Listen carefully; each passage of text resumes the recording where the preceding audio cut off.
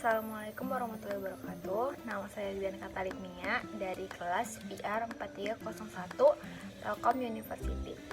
Di sini saya ingin melengkapi tugas yang diberikan oleh dosen dari mata kuliah Manajemen Komunikasi. Di sini saya ingin menjelaskan tentang yang pertama ada definisi manajemen komunikasi menurut para ahli. Jadi yang saya ambil di sini adalah menurut Paragdikwan 1999, yaitu menurut Paragdikwan, manajemen komunikasi adalah suatu proses penggunaan berbagai sumber daya komunikasi secara terpadu melalui proses perencanaan, pengorganisasian, pelaksanaan, serta pengontrolan unsur-unsur komunikasi untuk mencapai tujuan yang ditetapkan. Lalu yang kedua ada dasar-dasar manajemen komunikasi. Di sini saya ngambil dari menurut ahli yaitu George R. Terry.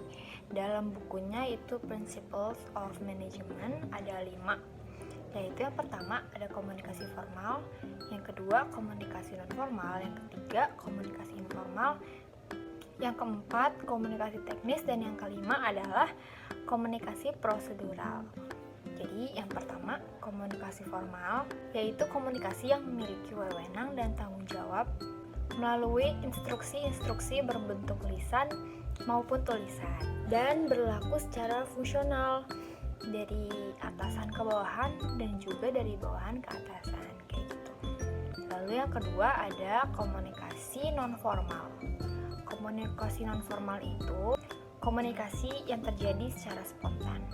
Contohnya sumbang saran ketika berkaitan dengan tugas atau mungkin job desk-nya kayak gitu. Lalu yang ketiga ada komunikasi informal. Komunikasi informal ini menekankan pada aspek human relation-nya, atau dengan kata lain digunakan dalam permasalahan di luar pekerjaan tapi secara langsung gitu. Lalu yang keempat ada komunikasi teknis, yaitu komunikasi yang dilakukan dan dimengerti oleh orang-orang tertentu. Misalnya dari atasan itu memberi arahan untuk memasarkan suatu produk, lalu dikomunikasikan secara teknis kepada bagian pemasaran seperti itu. Lalu yang terakhir ada komunikasi prosedural, yaitu komunikasi yang diwujudkan misalnya dalam bentuk memo atau laporan tahunan atau bulanan ataupun instruksi tertulis dan lain-lain.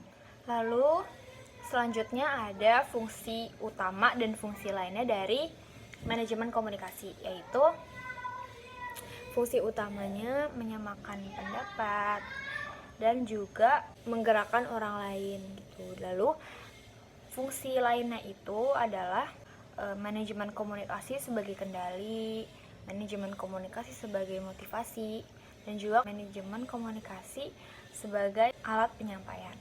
Selanjutnya ada peran manajerial sebagai information roles. Jadi di sini peran manajerial itu ada 3 sebagai information roles, ada sebagai monitor, sebagai diseminator, sama spokesperson. Pasti yang pertama itu monitor atau pemantau. Jadi di sini peran manajerial itu dia mencari informasi yang berkaitan dengan organisasinya. Seorang manajer juga sambil memantau timnya dari segi produktivitas, kinerja, maupun kenyamanan anggota timnya. Seperti itu. Lalu yang kedua ada diseminator atau penyebar informasi. Setelah mendapat informasi tersebut, seorang manajer juga harus menyebarkan dan mengkomunikasikan informasi tersebut kepada anggota timnya atau karyawan-karyawan yang bersangkutan. Contohnya seperti menyampaikan memo atau menyampaikan email ataupun laporan kepada bawahannya terhadap informasi atau keputusan yang sudah diambil oleh seorang manajer tersebut. Lalu yang terakhir ada spokesperson atau juru bicara. Nah, seorang manajer juga berperan sebagai juru bicara yang meneruskan informasi tentang organisasinya itu sendiri terhadap pihak luar dan juga memberitahukan tujuan-tujuan organisasi atau perusahaan tersebut diadakan seperti itu. Lalu selanjutnya ada teori komunikasi Russian Matryoshka Doll. Jadi di sini ada 4. Yang pertama ada self, intrapersonal, sistem, sama kompeten. Jadi di sini itu 4 boneka ini diibaratkan sebagai adik, kakak, ibu, dan ayah. Yang pertama itu ada self. Self itu merupakan self-analysis dan self-examination di saat seseorang mempengaruhi orang lain melalui pembicaraan atau aksi dari si self ini. Itu semua adalah komponen intrapersonal dari model komunikasi. Lalu yang kedua ada intrapersonal. Di si kakak ini atau si intrapersonal ini dia fokus kepada bagaimana si self itu berhubungan dengan yang lain. Lalu yang ketiga atau si ibu ini adalah sistem, yaitu dimana tugas orang ibu itu mengamati satu keluarga atau sebagai orang penggerak di keluarga ini gitu. Jadi sistem itu sendiri adalah people in system, menggambarkan bagaimana orang-orang berkomunikasi dengan yang lainnya dalam sistem atau organisasi tempat mereka bekerja atau belajar. Lalu yang terakhir ada kompeten, yaitu yang diibaratkan dengan sebagai ayah. Orang yang disebut dengan kompeten itu adalah orang yang dapat membuat sebuah perubahan di dalam satu organisasi atau satu sistem tersebut hanya dengan interaksi individu saja. Jadi diibaratkan sebagai ayah karena seorang ayah itu dapat melakukan perubahan kepada satu keluarganya, karena satu keluarganya ini dia pasti selalu ngikutin kepada kepala keluarganya. Lalu ada komunikasi menurut jaringan kerja. Nah, itu jaringan kerja ini terbagi menjadi 3, yaitu jaringan kerja rantai, jaringan kerja lingkaran, dan juga jaringan kerja bintang.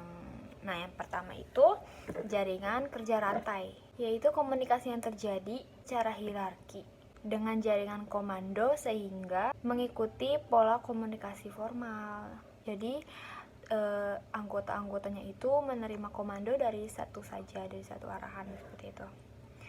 Lalu yang kedua ada jaringan kerja lingkaran, yaitu komunikasi yang terjadi melalui saluran yang berbentuk lingkaran. Dan yang terakhir ada jaringan kerja bintang, yaitu komunikasi yang terjadi melalui satu sentral dan saluran yang dilalui itu lebih pendek. Jadi selanjutnya ada konsekuensi teori-teori terhadap komunikasi. Di sini ada 3 teori, yaitu teori klasik, teori humas, dan juga teori SDM atau sumber daya manusia.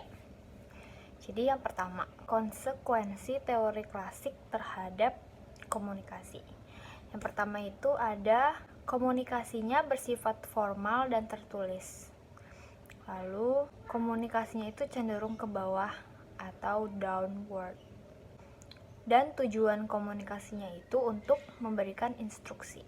Dan adapun komunikasi ke atas atau upward itu bertujuan untuk memberikan laporan kepada atasan. Lalu ada teori humas, yaitu konsekuensinya yang pertama, jalur komunikasi informalnya itu dia lebih terbuka. Lalu jalur komunikasi ke atas mulai dibuka dengan memberikan kesempatan seperti lewat kotak saran. Lalu tujuan komunikasinya itu bukan hanya instruksi, tapi juga agar pegawai-pegawainya itu merasa dibutuhkan. Lalu yang ketiga ada teori sumber daya manusia, yaitu komunikasinya mereka itu formal dan informal karena merasa diperlukan. Lalu arah dan jalur komunikasinya itu dibuka selebar-lebarnya. Dan juga komunikasi bukan hanya sebagai alat kontrol, tapi juga perencanaan, pengaturan, dan penggerakan. Lalu contoh perusahaan yang menggunakan teori komunikasi klasik, Humas, dan juga SDM itu, yang pertama, kalau klasik itu contohnya adalah Bukaka. Lalu yang kedua, Humas itu contohnya Gojek. Lalu yang di SDM itu contohnya adalah Starbucks.